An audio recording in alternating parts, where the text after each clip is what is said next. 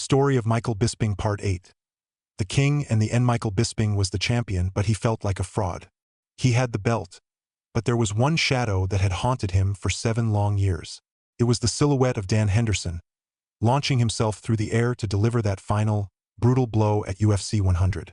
Bisping was now the king, and a king can do what he wants. He knew what his first title defense had to be. It would not be against the #1 contender. It would be an act of revenge. He called out Dan Henderson, the man who had given him the most humiliating loss of his career. The world was divided. Henderson was now 46 years old, well past his prime, and was not the top-ranked fighter. Many felt Bisping was cherry-picking an old, slow opponent to get an easy win. But Bisping did not care. This was not about rankings. This was about rewriting history. The fight was set for October 8, 2016 at UFC 204, and Bisping, as the champion, made one more demand. The fight would be in his hometown of Manchester, England. The event was so popular that it sold out in minutes, even with the main event scheduled for 3 a.m. local time to suit the American pay-per-view audience. Bisping walked out into the Manchester arena to a deafening roar. This was his moment. The champion, at home, about to erase his greatest demon. The bell rang. Bisping, the faster, younger, and better boxer, began to pick Henderson apart. He was using his footwork, his jab, and his one good eye to win the fight. But he was fighting a ghost. And with less than a minute left in the first round, the ghost struck back. Henderson, just as he had 7 years earlier, unleashed the H-bomb. The overhand right connected, and Bisping was dropped, just like at UFC 100. The crowd went silent with horror. Henderson jumped on him, raining down punches. But this was not 2009. Bisping was not a kid anymore. He was the champion. He held on, he survived the storm, and he was saved by the bell. He walked back to his corner, his face already a mask of swelling and blood. The second round began, and Bisping went back to his game plan. Then, late in the round, it happened again. Henderson landed another massive H-bomb, and Bisping was down again. His one good eye was swelling shut. He was fighting blind, badly hurt, in front of his own people. But he got up. For the next 3 rounds, Bisping put on a display of pure heart. He could barely see. His face was a purple, swollen mess, but he kept moving forward. He used his jab, his kicks, and his relentless cardio to outwork the aging legend, who had used all his energy on those 2 knockdowns. For rounds 3, 4, and 5, Bisping was the better fighter. The final bell rang.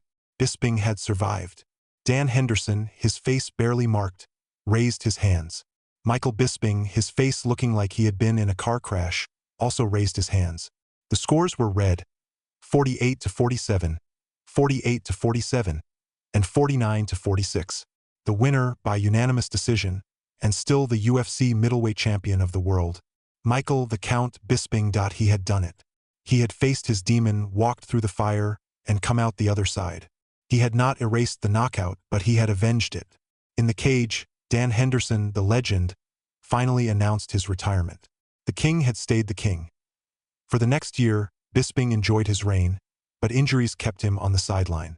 Finally, his next fight was set for November 4, 2017, at UFC 217. His opponent was one of the greatest fighters of all time, Georges St-Pierre, who was returning to the sport after 4 years away. Bisping was bigger, but St-Pierre was a master. In the 3rd round, St-Pierre dropped Bisping with a left hook, took his back, and locked in a rear-naked choke. Bisping, true to his nature, refused to tap. He went unconscious instead. The dream was over. He had lost his belt. What happened next sealed his fate.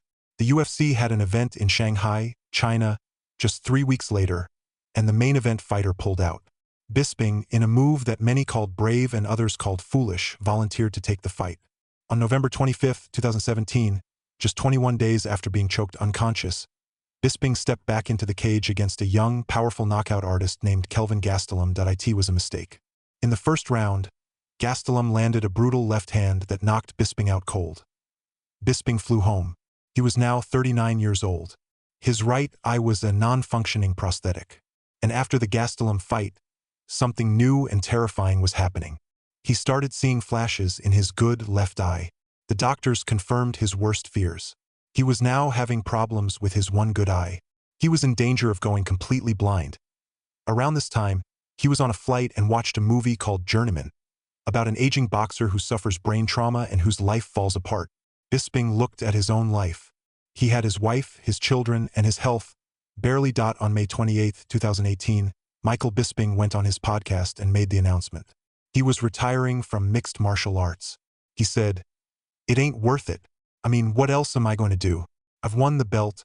I've done everything I set out to achieve." The kid from Clitheroe, who had been a postman, an upholsterer, and a factory worker, was hanging up his gloves. The story of Michael Bisping is not about a perfect record. It is about a man who lost and lost and lost again. He lost his vision. He lost his biggest fights. He lost his title. But he never, ever lost his will to move forward. He became champion with one eye, got his revenge, and built a life he was proud of. He was a man who, when knocked down by the entire world, simply stood back up, one eye bloody and one eye blind, and said, "Is that all you have?